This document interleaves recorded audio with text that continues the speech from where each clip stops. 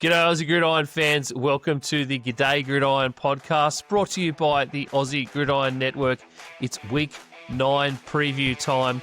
Brad and I are back once again to do all of these games that we want to watch this week.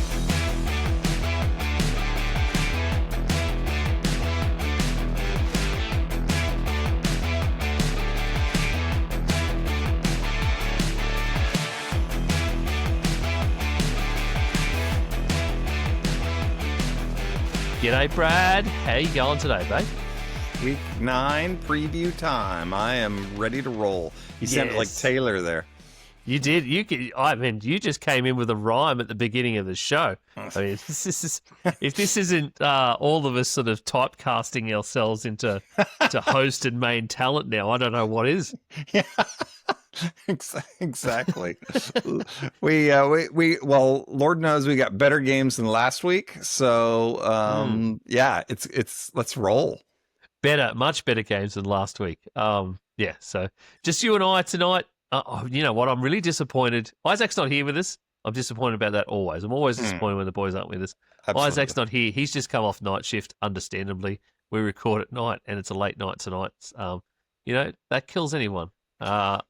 I'm really upset that Nick's not here. I heard he had a few stellar punts. It wasn't one punt in this game on the weekend just gone, Brad. I'm pretty sure he might have had 2. And I think one of them landed at the 1, Brad, from something I heard. And then he backs it up in the next set with a defensive tackle. So can the man not? I mean, he can do anything. Is there anything that he cannot do?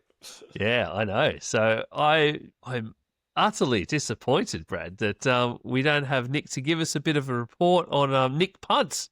As it's, I mean, I may as well give it a title now, but it's just Nick punts. We You've got to be careful with saying that. I know. Yeah, exactly. That just rolls off the tongue.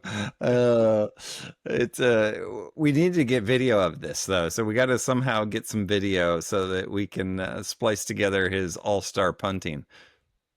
Oh, I would love to. I tell you what, if any of the SA American football guys and girls are listening to this, and someone can get us some video footage of Nick punts. Hit us up. I'd love it, mate. He's the Charles Barkley of punting, you know. Charles Barkley of punting. He's the round mound of rebound. I don't know whether he. If we would agree with that, I coached him. I can say that about him. I love him. You reckon? No, he wouldn't like that. I don't think he'd like that. Nick, we love you, man. I love you. You're an amazing football player. Please, I retract that. The round mound of punting is probably one of the better things I've heard come out of your mouth, Brad. And there's a lot that's come out of my mouth. Let me say. Yeah, so he's not here, Brad. So that's disappointing because there was some stuff. But definitely, let's anyone out there, as I just said, anyone out there can get us some vision of Nick punts. Let's go for it. This is his new nickname now. I'm going to make a profile for it, Brad. He needs to get his own Instagram page, Nick Punts. He actually talked to me about that. Let's do it. Because we obviously Isaac has his own Instagram creator page, which is at Aussie NFL _analyst. And Nick, we've been tagging Nick's here and there, his own personal page, and he's like, maybe I should get one too. And I said, for sure. Absolutely. So maybe we should get him one that just says Nick punts. But I don't know whether that's and here's the thing. Nick has to do a fake punt this season. So I want to see. Can you get in the ear of somebody down at the Hogs, Brad, and make sure that happens? Yeah, absolutely. I know that I'm friends with the head coach, so I know I'll talk to it and say, you have to, for publicity purposes, Nick has to have a fake punt. Yes, and we have to have it on video. Yes. Somebody at American Football SA. Make sure that gets on video, please. And we will cut that thing up and we will make him look like a god on the field. The best part about having this conversation right now, Brad, is that I know Nick doesn't listen to the show when he's not on it either. So he's not going to know about this.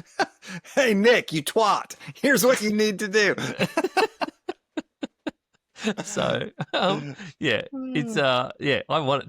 That would be great if we can get Nick with a fake punt.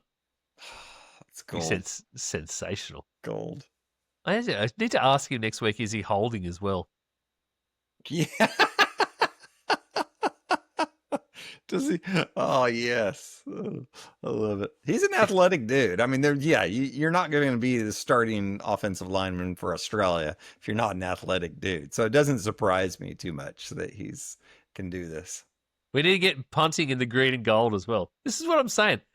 We need to get hold of Pro Kick and just run with this and get Nick, some lessons or something with Pro Kick. Oh, I can just feel it now. You and I are going to become his agents, and so when he hits it, and he's playing in like the Filipino professional league or something, we get a cut of his pesos.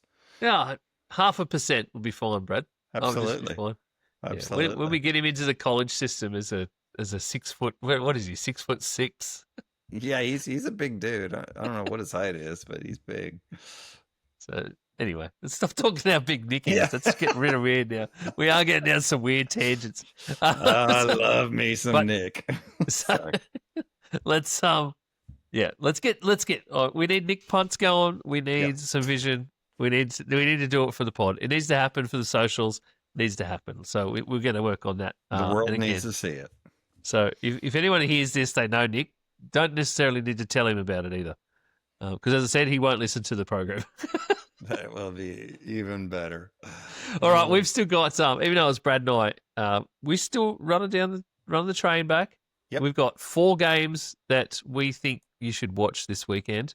From this weekend's Sunday slate or Monday slate here in Australia, and we've got a preview of Monday Night Football game as well, which is the Cardinals and Cowboys. So we're going to get through some of the big game day stuff right now, the games we think that you should watch. And we've got 3, Brad, for the 5 o'clock slate this week, I'm told. We've picked 3 games. So we've got a try box for the 5 o'clock games. And yes, it is 5 o'clock this weekend in Australia. If you're on the eastern, in the eastern states like I am, we get a 5 a.m. kickoff time. What is the time for you then, Brad? Still 4? Yeah, it'd be 4 o'clock. Yeah, so 5 o'clock in New South Wales, Victoria? Does Victoria? Yeah, Victoria still, they do daylight savings as well, don't they? Yep. Yep, they do. That would make it 4:30 for South Australia. It's 5 o'clock is doable. I mean, that's almost humane. It is humane. I love it. I can guarantee that it says I don't get to watch many of my Vikings games live unless they are usually on Sunday Night Football or the late game on Sunday, which is very rare. Yeah. Or even Monday Night Football. Thursday Night Football. We don't get those primetime games. Doesn't matter how good we do. We never get those primetime games. So the 5 o'clock games is very doable. It means that I can get up a bit before work, just a bit before work, and watch the start of a game. And then usually finish the game depending on how well it's going. Otherwise, I just tune back into Red Zone and watch the rest of the games they're on. Mm-mm. Will you listen to a game in the car? Like if you've started a game at home and stuff, and then you got to leave for work, will you listen to it as you're driving to work and finish it there? Yeah, sure do. Yeah, yep, yeah. So just put the zone on basically still, and just have it sitting in the phone holder. Yeah, and just listen to it. Through Bluetooth. Usually most mornings, because like I said, I will have missed the majority of games, and there's no point in sort of jumping in. I think I usually feel like there's not a lot of point jumping in to a game, but I'll stick it on. I'll stick it on Red Zone because usually at that point in time when I'm going to work, it's the end of the early window games, start of the late window stuff. Yeah. So I'll usually get somewhere around in that vicinity, and then I'll once I get to work, I will watch the Sunday evening, Sunday night football games. Yeah. Yeah, I try to, or at least listen to them. Yeah, have it there. Fortunate enough in my job that I get to actually do that, Brad. Yes, you are fortunate. I don't get that luxury, but I'm pretty good about blacking everything out, and so I kind of go media dark and pick it up as I need to. I just still don't know how you do that. You've told me that years ago, and I've watched you do it for a Super Bowl. It's just insane. I just don't know how you do it. Yeah. I can't do it. I can't stay off the internet long enough. Well, you're talking to a man who has no social media on his phone, so that part doesn't bother me. All right, let's kick it off. Let's do it. With the first of these 5 o'clock games. We're going to talk about the games we think you should watch, the games we want to watch, and the games we think you should watch. And it is Colts at Steelers. We talked a little bit about this coming out of last week, that this game was upcoming for the Colts. The Colts have obviously been on an absolute terror in the league thus far. And we feel like this is the first big test for the Indianapolis Colts this season. They've had a couple of good games against some pretty decent teams already, but to get to their current record of 7-1, they've also beaten up on some pretty shitty teams. Yeah.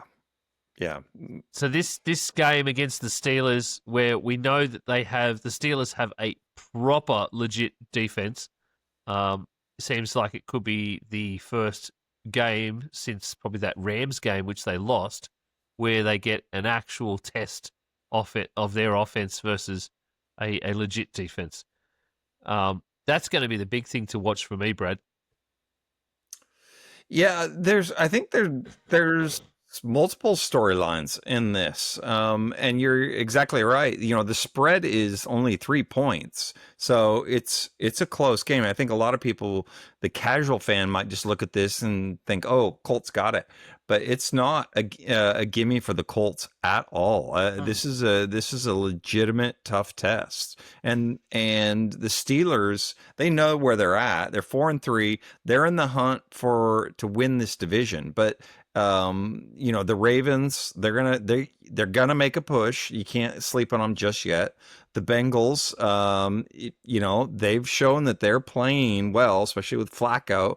So you can't count them out at all. And it's on the road. So Pittsburgh always plays well on the road.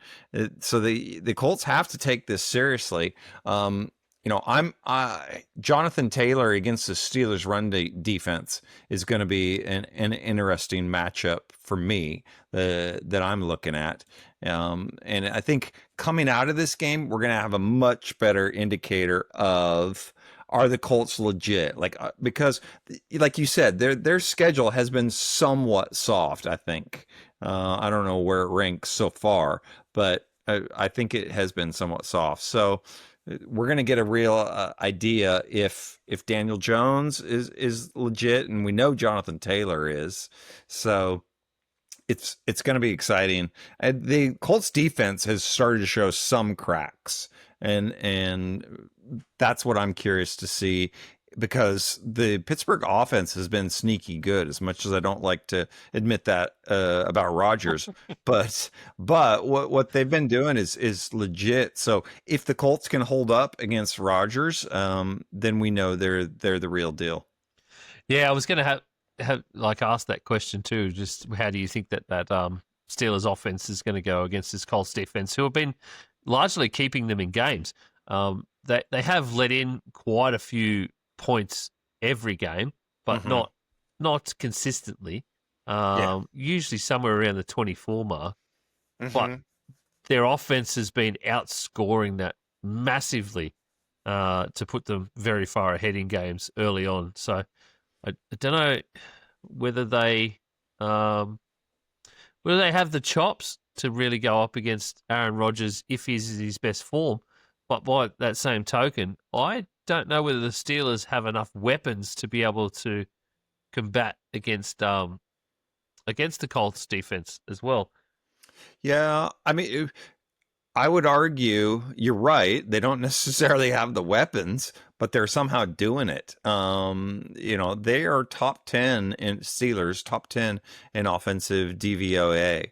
And of course, you've got Metcalf, but outside of that, who are you throwing it to? Tight end 1, tight end 2, and tight end 3, really, because it's an Arthur Smith offense. So we know that's what they do.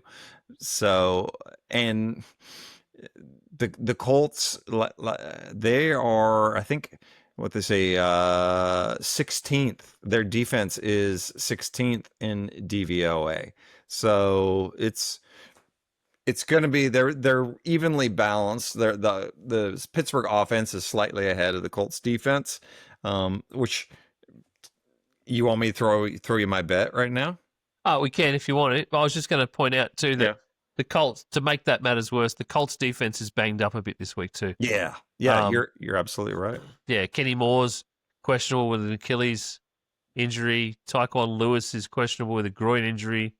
So Sam Summer Bucam, he's got a knee/MCL, which is a tough injury. And they got one of their safeties, Nick Cross, has got a questionable with a shoulder injury. So they're a bit banged up on defense. So that could play. Yeah, you're right, Brad. They could play a lot into the hands of the Steelers here, who are 4-3 currently, and as you rightfully said, need to gain or keep some traction in their own division as well. Yeah. Because that AFC North is just crazy considering how bad some teams are playing, and we know that the Ravens are likely going to win this week and come, storming home in that division. So Pittsburgh need to keep ahead of them. So what have you got for a bet, Brad? Well, this kind of goes to, I think I see, like you said, the cracks in the Colts defense, and I see cracks in the Pittsburgh defense. They've given up 33 points in back-to-back games. So my bet is to take the over. Fun Police is being put away. No more Fun Police. So I believe the over is 49 on this game, which is a high over. But I'm taking the over on this. On Sportsbet currently 50.5, Brad. So it's gone up a point. I'd still take it. I still would. That just shows you that a lot of people got in on that early and wrote it up. So it is. It's a very high. It's a very high total. But you're right, Brad. There's some very high totals all week, to be honest. Mm-hmm. They're not the only ones. So, yeah, I like it, Brad. I like it a lot. I haven't really looked at any betting lines for this as such. I probably will later in the week. See where the dabble is on this game specifically, but yeah, it's the Colts. I don't know. I've kind of been sticking away from betting on the Colts, even though they've been doing so well. Mm-hmm. I think Jonathan Taylor is about the only thing that I have really ridden home, because he has had some unusually low totals, or his handicap is unusually low in a few games. And then I think one game I put him as a 70 plus on a bet that we had. And he scored 150 in that game. So, smashed the crap out of him. So, some of these legs aren't up yet on Sportsbet. So I'll probably have a look at that later in the week, I think. All right, what's our next one, Brad? Do you want to do we're that? looking at the Broncos Texans, I believe in this. So this is going to be a good one, in my opinion. And there's some real interesting storylines in this. I think personally, I think again, this is going to be a low scoring game, because you can make a real strong argument that the Texans and the Broncos have the two best defenses in the NFL. The Texans are first in what we say is opponent EPA, expected points allowed per play. So they're playing well, and the Broncos are just right there with them. So I would expect that both this is going to be kind of one of these grind it out. Now, the key matchup or the key dynamic is how is the Texans' offensive line going to hold up under pressure? If they can give Stroud a little bit of time, then I think he'll have some success. That being said, I thought the Cowboys would have some success offensively, and that didn't pan out last week for them at all. So, but the betters, this is what is it? The Texans are favored slightly in this game, so pay attention to that. And everybody's just piling on the Broncos, saying Broncos, Broncos, Broncos. But I think both of these offenses are going to struggle a little bit because of that offensive because of the strong defenses. And I think that the Texans are legitimate shots at upsetting the Broncos in this match. Yeah, I have to agree, mate. The Texans played really well last week. Where, and surprisingly well. I don't think we thought that much of them coming into week 8, but they played surprisingly well. And I would have to agree that they are they could be the surprise package in this match. Of course, I think everyone's still riding on the Broncos high of a couple of weeks ago, where they absolutely obliterated a fourth quarter. But But I think just the way the Texans played against the 49ers gave you a lot more hope. Yes. Broncos still played really well against the Cowboys last week as well, but I think the way the Texans played, you get a lot more hope out of that. You can see some resurgence in what they're doing. I still would like them to, I think, take some more steps on offense, figure out how to protect Stroud as well, because, geez, that O-line is woeful when they don't play together. Stroud was electric last week, though, against the 49ers, and he threw 30 of 39, so he completed most of his attempts. But they're still rushing. You can still have players rushing him, and free and rushing him. And I think Sean Payton and the Broncos and their defense will try and take a lot of advantage of the fact that keeps happening for the Texans, and when it does happen too much, they fall to pieces. You're absolutely right. One of the things that we haven't mentioned is the fact that the reigning defensive player of the year is out for this game. Yes. So Patrick Surtain's not playing. So if I'm looking at this game, I'm looking at Riley Moss, his replacement, versus Nico Collins, because I think that's going to be a huge matchup to look at. And it wouldn't surprise me if Collins does have a good game in this. He's been real quiet, and this is one of these perfect get back breakout games where you're going to see Collins is going to want to take advantage and make some noise, because he knows he's better than what he's shown. He's only has I think less than 400 yards, 3 touchdowns on the season. So it would not surprise me if you see Nico Collins do well in this. And they're going to go to him early, and they're going to go to him often, I think, because and this Houston defense, they've only given up 6 passing touchdowns, and they've intercepted the ball 7 times. So anytime you can intercept the ball more than you can give up touchdowns, that's a good defense. So and Bo Nix is he picked apart Dallas, but Dallas defense is a high school backfield. Really, they're pathetic. So Bo Nix is going to have a much tougher time. Yeah, have to totally agree, mate. Absolutely agree. Another player that I would be watching when it comes to player prop betting this week as well would actually be Texans running back Woody Marks. who has seen quite a bit of a surge in carries or ball like attempts. He seems to be outplaying Nick Chubb. Of course, Joe Mixon's still on IR or still on PUP.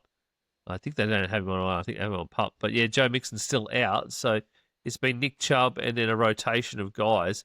And Woody Marks last week ended up with 11 attempts, 62 yards. Okay. And he's been taking sort of the bulk of the ball. He ends up with he seems to be the guy that is getting the touchdowns at the line as well. He's more of a passing running back, a passing back as well. So have a bit of a watch. He's under-over at the moment is set at 34.5, which is pretty good based on his last few starts as well. So I would be just having a sly look at that, Brad. No, I like that. My bet for this game, because of these defenses, would be to take the under. I know it's low, but what is it? It's like 40, 39, something like that. But I would take the under, and then I would also take Nico Collins to have a decent game. If you really want to take a flyer, the anytime touchdown on Nico, I think would give you good value. Yeah, I would just go those two running backs actually. J.K. Dobbins, 60 plus yards is pretty good value. Yep. And Woody Marks just for about 30 plus, I think is some good money, and a pretty good bet just to watch. I like the Woody Marks one. Yeah, I like that too. To be honest, if you're out there and you're trying to work on your fantasy leagues, you've been like I have in a couple of leagues where you're really looking for some running back help, because running back is on fantasy this year is an absolute pit of arseholes. I would just go have a look at Woody Marks, because he's been getting a good chunk of fantasy points every week, ticking away. Good flex spot stuff. So. But if you want more fantasy advice, check out the guys at Aussie NFL Fantasy, to be honest. Go to the pros. Go to the pros. I believe Taylor was back this week.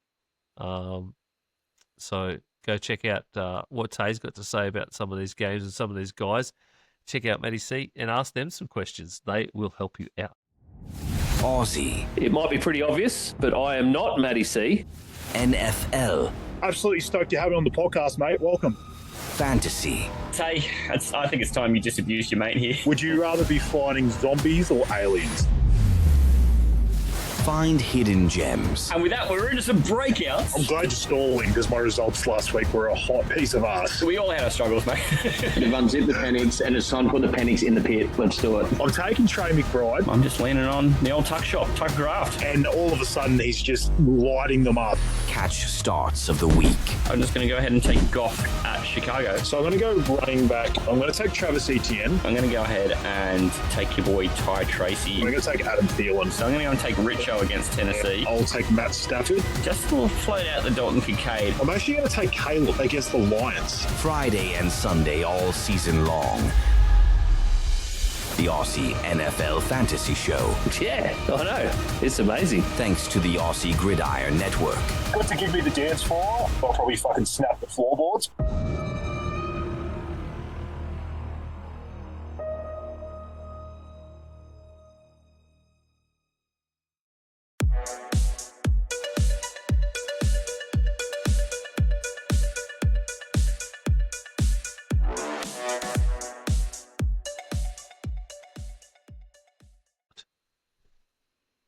All right, the third screen in our try box for the early window this week, because that's how we ended up, is one that I don't think most people would expect us to pick, Brad. Falcons at Patriots. Now, that sounds like a really dumb pick. What the hell are you doing, guys? Why are you picking Falcons at Patriots? Well, number one,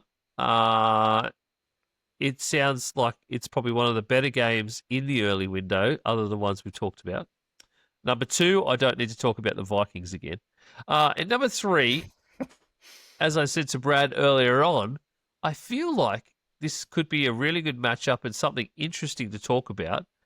And I feel like we don't give not just the Patriots enough flowers when we're talking about stuff like all through these last few weeks, these last 8 weeks. But specifically Drake May, who has been absolutely electric for the New England Patriots this season, and poor New England Patriots, having 1.5 years in the wilderness, now finally finding the quarterback of the future and a guy who is absolutely balling out. Like, boo-hoo, boo-hoo. It is what it is. But Drake May has simply been amazing. He's shown that he can definitely handle NFL reps, and has been just an absolute warrior on the field. His stats so far this season, Brad: 15 touchdowns, 2,026 yards, and only 3 interceptions all season in 8 games. That's the key right there, that 3 interceptions, because coaches will tell you, everybody will tell you, that it's turnovers that dictate games, especially in the pros. And so for him to only have 3 turnovers, that's impressive. And he's just making good decisions. And he's just, everything he's doing, he's really showed improvement compared to last year, especially on the intermediate ball. His accuracy is just next level. And I don't know if it's just Vrabel just giving him freedom, giving him confidence, or what, but it's working. And hats off also to the umpteenth time that Mike McDaniel has been coaching now for the Patriots. He coaches, he leaves, he coaches, he leaves. But he's doing a great job with him. He really, really is. So it's fun to watch. As much as I don't want New England to have another great quarterback, it's really fun to watch. It is absolutely fun to watch, mate. Yeah, and has been great to watch. And it's been great to watch how their team is evolving. I'm surprised that up to this point on offense they haven't used Travion Henderson as much, but Ramondre Stevenson still seems to be getting the ball. Stephon Diggs is playing a role there, but the other big one is Kayshon Boutte, who has been simply amazing for that team, especially the connection that he has with Drake May. That has been sensational. So it's going to be really interesting to see how they specifically on offense match up against the Falcons, who I've been, Brad, very, very suspect on for weeks and weeks. The fact that they are probably one of the ultimate candidates for bipolar team of the year, that you cannot trust what the Falcons are going to do week to week. Last year, they trotted out Kirk Cousins because Penix was hurt, and they got absolutely demolished. And yeah, you can't figure out what they're going to do, basically. Yeah, absolutely. They get shut out by the Panthers. They beat the Bills. They get embarrassed by the Dolphins. So who are the Atlanta Falcons? We just don't know. And if they can put it together, they can win this game pretty convincingly. But if not, then the what's the spread? What did we say? Is it 6? Is that the spread? It is 4.5. The Pats are favorites. 4.5. See, yeah. I would lean towards Atlanta on that, to cover on that. I think Drake London's coming back. He didn't play last week, and that's going to be a really interesting matchup between London and Christian Gonzalez, because you've got one of the best receivers against one of the best corners. So I would be really keen to watch that. If you want to get into the nitty gritty, watch those two go at it, because players, NFL, they love to compete, so best on best, that doesn't always happen. So I think that's going to be a real dogfight, and whoever can win that matchup, I think, is going to come out the victor. Yeah. The other big one for me in that whole matchup, Brad, is actually Bijan Robinson against New England defense. New England's defense have been amazing against running backs so far this season. No running back has scored more than 49 points against them so far this season. So no one's even cracked a 50. The 49 yards. Sorry. Yards. Points. Yeah. I knew what you meant. Yep. Yeah. So, well, they're only, I'll say they're only giving up on average 76 yards a game rushing. Yes. Yeah. So hardly anything. So Bijan Robinson was held to just 25 yards last week by Miami, which was sensational by the Dolphins, considering how badly they've been playing on defense. That just all clicked for them. So it will be interesting just to see how well Bijan does against this defense this week as well.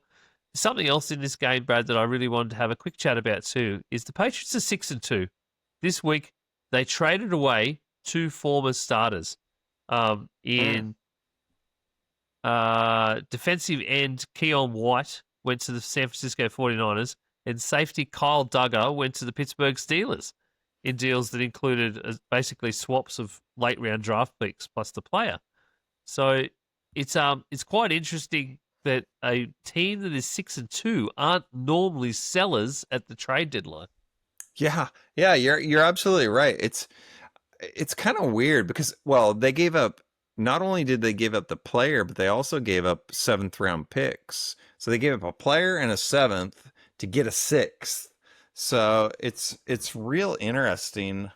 I don't understand it, to be honest with you.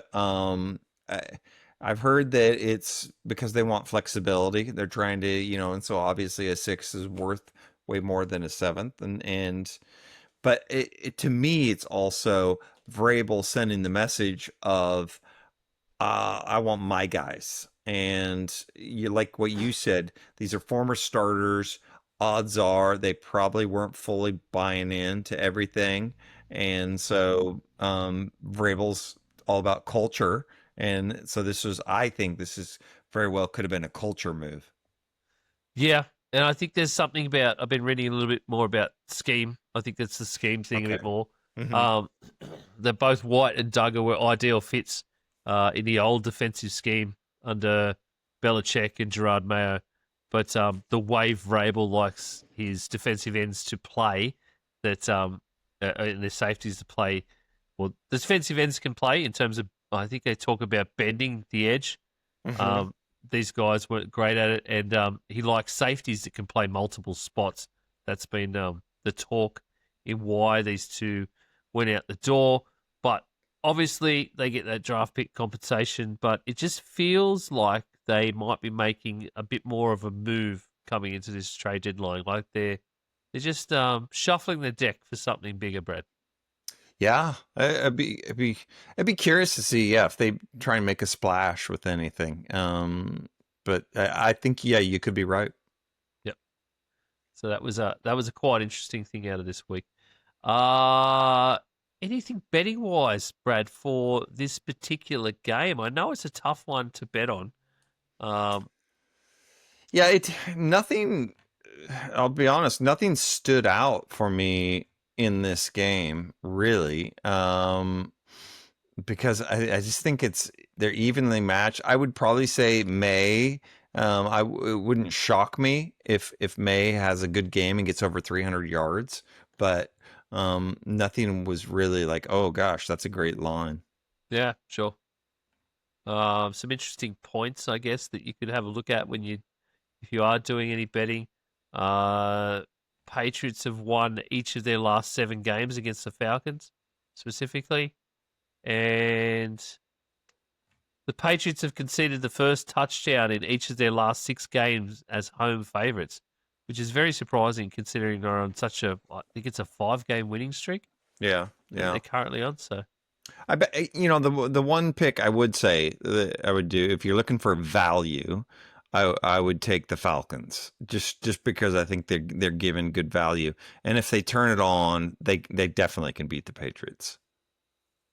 Fair enough. That's good. That's actually good. I love good value picks. Love them. Righto, Brad. The 4th game for the games that we think you should watch this week is the obvious choice for this weekend's games. It's Chiefs at Bills, Brad. Very, very obvious choice. This is always a stellar AFC matchup on the calendar. The thing that you circle and you highlight and you go, I am going to watch that game. We get a couple of them every year, it seems. We get one in the nicer months to be playing football, and we get one where it is absolutely frigid cold and nobody can move and people are losing digits in the stand. The Chiefs are coming off a very dominant win last week where we saw them get back to some form against the Commanders where they beat them 28-7. They really came sort of up in the last 2 weeks. They've really shown like that the Chiefs, they are the Chiefs who we expect the Chiefs to be. They're currently sitting at 5-3. The Bills, of course, we did talk about that in our reaction show, demolished the Carolina Panthers 40-9 and essentially rested their starters for the fourth quarter, Brad. They're humming. They are. That offense is looking scary. That offense is looking better than they have in years. So they've scored 28 points in 5 consecutive games. So that Bills defense is going to have just a baller of a game. Yeah. And it'll be interesting to see because the Bills have turned into a kind of a ground and pound type game, type team. So you got James Cook, who leads the NFL in rushing yards. You got Josh Allen, who's one of the best scrambling quarterbacks in the NFL.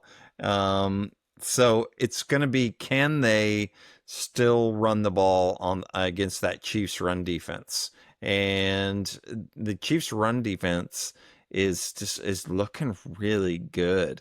So they're going to have some success breaking and getting some chunk plays. I don't think they're going to be able to grind it down. So if they can get 2, 3, 4 chunk plays, some decent gains to keep that Chiefs defense honest, then they've got a legitimate shot at this. But if they become one-dimensional, which we've seen happen, then I think it's just all bets are off and it's going to be Chiefs. Yeah. Mate, 100% agree. And I think the Chiefs getting the Rashee Rice return has been amazing for the Chiefs. And that's, I think, something that's lit up the Chiefs in the last couple of weeks. He was sensational once again last week. And I think it's added an aspect to their game that they haven't had since Tyreek Hill left. Yes. And it's just it's been sensational. And that's something that I'm really looking forward to again, just seeing that positive progression of Rashee Rice. He needs some positivity in his life and around him. So it'll be great to see that as well. I think Travis Kelce might hit a milestone in this game. So I would expect there's some milestone I can't remember what it was, but it was something that he was going to hit this week all time. Okay. Well, he loves that kind of stuff, even though he doesn't say it that much publicly. But what player wouldn't? So yeah, it would not surprise me if they feed him early and they feed him often. And he's really looked a lot better, Kelce, than he had last year. So it's clear he's taking care of himself. The key is going to be, can he sustain it as the season progresses? Yeah. He hasn't done a heap this season, but the stuff that he has done has just really gone out of sight. I know that's what it was. He hit 80 touchdowns, career touchdowns, last week. So I think they're going to want to keep rolling on with Kelce and just keep getting him involved while they still can in these big matchups. And of course, Travis Kelce and Patrick Mahomes being involved in massive games, massive matchups against these big AFC teams like the Bills and the Ravens is something that we're used to seeing. Those two really turn it on together and come out just to when they need to. So yeah. So if I'm betting on this game, my bet would simply be for the Chiefs. I think what are they at, -2 on this? So I would take the Chiefs at that on this. I would even take them at 1.5. Is it 1.5? Okay. Yeah, it's absolute respect on this game, considering the matchups that we've seen between these two in the past. That this line is the Chiefs are only favored by 1.5. Yeah. But just in general, this line is 1.5. and the total is 52.5. This is indicative of every one of these games. I would go over on that 52.5, given what we've seen from them this season and what we've seen from both of them in the past. Cool. Yeah, no, I can see that. I can totally see that. So taking the over, and then mine would be the Chiefs to cover. Yeah, righto. Also, why not hit up some James Cook and Josh Allen betting lines as well while you're at it. James Cook 60+ yards. Why not Josh Allen 30+ yards? I'm going to stick that in the old bet slip and see how it goes, Brad. I love it. Send it down and see how we go. All right, Monday Night Football. Cardinals at Cowboys. Odd matchup for Monday Night Football once again. It's going to shape up to possibly be a high-scoring affair. The question will be, will it be a high-scoring affair because both teams will show up? Or will it be a high-scoring affair because the Cowboys' offense will do what they've been doing the past couple of weeks and just light up the scoreboard despite letting in everything, including the cat, on defense? So Cardinals should have Kyler Murray back, I believe. So they should have their quarterback back, which for this game, which will help a lot against the Cowboys defense. But Brad, the Cowboys offense have actually been playing surprisingly well. Yeah, they have been playing just lights out, and I think the biggest surprise is the run game. They got rid of Rico Dowdle, and congratulations to Rico. He's playing amazing at Carolina.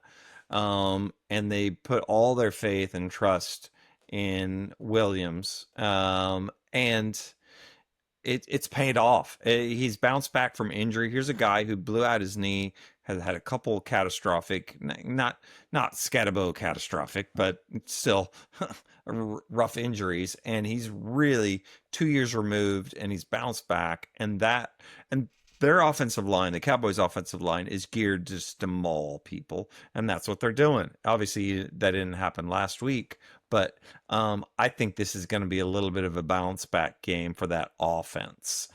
So expect big things from that offense, especially from CeeDee Lamb. He's going up against a rookie corner. I think that and the corner's played well, but I think CeeDee's going to have a big game, and it's just. I mean, how many teams are in the NFL though? Is it 32 teams? 32 teams in the NFL. Well, the key is going to be the fact that the Cowboys probably, if there's 32 teams in the NFL, the Cowboys have the 38th worst defense. So that's how bad they are. It's pathetic how that defense, and they're just depleted with injuries. So that's what's going to keep the Cardinals in this game. The Cardinals, I think, are a little bit better than they've had some tough, all the close ones they've lost. So they're going to want to bounce back in this game. We'll see. It's always interesting because it's in Arizona, is it not? I believe it is. And no, it's in Dallas. Is it in Dallas? Okay. All right. So yeah. Yeah. All right. So you give the Cowboys that advantage, and I think that's going to play into it as well. My bet on this game would probably be because it's at home. I'm taking the Cowboys -3. Yeah. I don't even know what to bet with this game because I really haven't been following the Cowboys that well. But I know maybe it's going to be some George Pickens lines. Look, Brad, that the Cardinals are they're on a 5-game losing streak. You are right. They have lost some incredibly close games. The 49ers, they lost to the 49ers at the start of that run of 5, 16-15. So they lost by a point to the 49ers, 3 points to the Seahawks, 1 point to the Titans. They lost by 4 points to the Colts, and they lost by 4 points to the Packers. That is heartbreaking losses. one-score games. You turn around to all those one-score games, and the Cardinals are probably like 5-2 right now because they also won 2 one-score games. So Yeah. they're the ultimate one-score game team this year. And those teams that they've lost to are legitimate teams. They're all good, apart from the Titans, but you can't count that game. That was just a freak. That was, this somebody getting, whatever, picking every NBA game right on a single night. So that that was a wild game. So you have to take that into account given their record. Yeah, 100% you do, Brad. Yeah, you have to take that into account because it's just they're playing some really good teams and they're playing really well against them. So you have to think eventually with these one-score games, they're going to get lucky. And does it mean they're going to get lucky this week? Don't know. We're going to have to see. Hey, mate, just quickly, just because you reminded me of it, you said about the Cam Scatterbo type injury. There was an update during the week on the severity of Cam Scatterbo's injury. Of course, we saw that he had a dislocated ankle against the Eagles. It was the dislocation was of the open variety, meaning there was an open wound over his ankle joint in association with the injury. And in addition to the ankle injury, the dislocation, he suffered a fractured fibula and ruptured a deltoid ligament. That man almost had his foot torn completely off. Oh, and still tried to get up and walk. Yeah, he was asking players to help him up at one point, and then telling him to sit down. I just no, that's next level, dude. I really hope he bounces back. Like because he was taking the league by storm. Everybody was just on the Scatterbo train. This is energy, and for him to suffer that kind of a injury, it's just that's bad. So I really hope he can come back. Yeah, I think he will. It's just it's probably lucky for him that it's mid-season this season because it means that he will be back ready and raring to go for the start of next season. You hope. You really do. I mean, luckily it's not a knee. It's an ankle, which they tend to bounce back easier from. But yeah, it's if anybody deserves it, he does. I think he just seems like a really, really good dude. Yeah, I totally agree, mate. He does seem like a good dude. And yeah, hopefully he does bounce back from it. Brad, I'm just quickly doing a multi. Brad, last week I forgot my 8-game multi. I remembered it while I was doing the edit of the show. I was listening back and I'm like, shit, I didn't do my multi. And it's the first week in 8 weeks that I hadn't done the multi and just thrown it out there. Of course, had great success in the first week. So we thought we thought we'd just keep running it back just to see what had happened. And it has been what it has been at this point. So I'm just going through and throwing in a few lines into the old sports bet to bring up an 8-game multi and see where we get to. Let's start off with, how about, righto, we got the Patriots to win. Okay. Got the Broncos. I'm going to go on the Broncos as the underdogs there. We're going to build it up with the Chargers, who are a particularly short favourite against the Titans. Okay. The Colts, they're a minor favourite against the Steelers. I'm going to go that way. The 49ers against the Giants. We're just building here. Yes. I'm going to take one that might surprise everybody. I don't normally do it, but I'm going to take the Vikings to cover the 8.5 line that they're currently set against the Lions. I don't mind that pick actually. I'm with you on that. I would maybe do the alternate spread and push it out to 9, but I don't mind that pick at all. I think we can get it within one score, if not win the game. It's the first time this season that the top big 8 offensive players are all going to be on the park at once, and that's like JJ McCarthy's back. We'll have Jefferson, Addison, Hawkinson.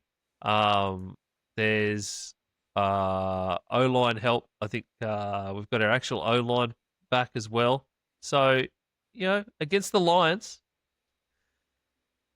fingers crossed. That's why I just went with to cover. So we'll see if we can cover that 8.5. We'll go on from there. I'm really tossing up if I do something with the Saints and the Rams. The Saints are at 14.5 dogs to the Rams this week, and Tyler Shuck gets his first NFL start. And I wonder whether they'll just throw caution to the wind, and they might get inside the 14-point margin for the Rams. Yeah, right. Okay. Sorry, where did we say the game is? I would have to look. Where is that game? That game is in LA. If it was in New Orleans, I'd say absolutely. In LA, that's tough. It is tough. Yeah, but you might be getting good value off of that. Yeah, it's $1.86. Okay. Yeah, it's not great, but It's not great. I know what, I'm going to skip that. I will skip that. But let's just put a pin in that. Yep. I think that the Saints can actually cover that this Okay. week. I will just move. I think I'll go for the Jags, and then we'll just go. I think the Seahawks are going to get up over the Commanders. I really like the Seahawks this season. Yeah, I would definitely take them. Yeah. So all up, all said and done, 8-leg multi. It's not a stellar one this week, but it is still there. $43. So we'll push that out and we'll chuck some money down on that, and we'll see where we can wash out later on in the week. So there's my 8-leg multi. Right, cool. So that's that's 4 games we think you should watch this week, plus a Monday Night Football preview. Awesome, and thank you very much for joining us. If you'd like to get involved in anything G'day Gridiron, you absolutely can.